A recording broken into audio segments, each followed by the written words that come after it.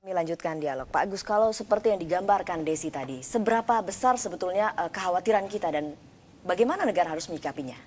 Begini Mbak, mungkin bisa saya jelaskan lewat gambar ini. Jadi di antara Darul Hadis yang paling bermasalah adalah yang Darul Hadis di Damas ini karena dia pakai AK-47, kemudian dia tahu weapon trading dan lain sebagainya. Nah, di samping Darul Hadis Damas ini ada Darul Hadis yang di Vius, yang kebetulan saya pernah ketemu sama syekhnya. Kemudian ada Darul Hadis yang di Sikher, ini juga saya ketemu syekhnya. Karena dua-dua syekhnya ini itu aslinya ibunya dari orang Indonesia, orang Tegal gitu loh. Syekh Abdurrahman Al-Mar'i sama Syekh Abdullah Al-Mar'i juga. Nah, antara ini sama ini juga terjadi clash yang berkepanjangan, ini sama ini juga terjadi clash yang berkepanjangan. Nah, tugas pemerintah kita sekarang bahwa yang paling dominan santri-santri kita itu yang ada di Ahqaf University, kemudian Darul Mustafa, kemudian Ribat Atos Royan, kemudian Ahqaf University yang ada di Mukalla. Dan ini yang artinya yang di Darul Hadis ini tidak dominan gitu ya? Nggak dominan, yang terbanyak adalah yang santri, saya sebut santri Garuda, santri yang nasionalisme tinggi, santri yang akan kembali ke Indonesia dan melakukan sesuatu untuk NKRI ini, dan mereka tidak akan membahayakan NKRI.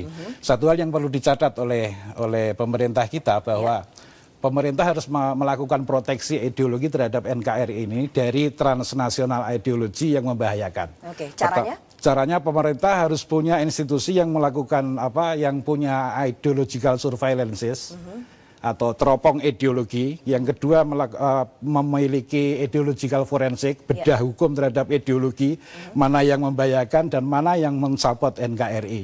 Dan yang ketiga, pemerintah harus melakukan multifaceted solution atau solusi yang berkesinambungan.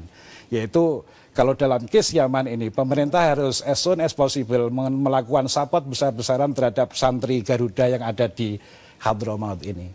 Dengan mendukung mereka, dengan mensupport mereka. Karena ideologi yang dipakai oleh Ahqaf University, Darul Mustafa ini adalah ideologi yang sangat kompatibel terhadap NKRI. Mereka lah santri-santri Garuda dan ulama masa depan kita. Baik, semoga ini kemudian masukan ini didengar pemerintah dan juga dilakukan tentunya ya. Kita tidak ingin bom waktu itu akhirnya meledak di Indonesia. Dan ternyata ya Pak, kemarin saya dapat informasi bahwa pada bulan November kemarin di pemberitaan di Yaman sendiri ada salah satu warga negara Indonesia ternyata mereka anggota Al-Qaeda yang ada di Abian. Tapi itu masih sekali konfirmasi apakah benar atau tidak karena mereka nama samaran.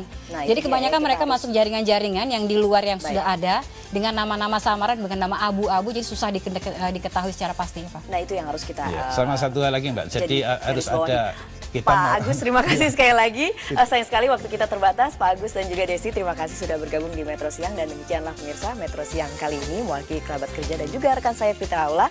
Saya Eva Julianti mengucapkan terima kasih dan sampai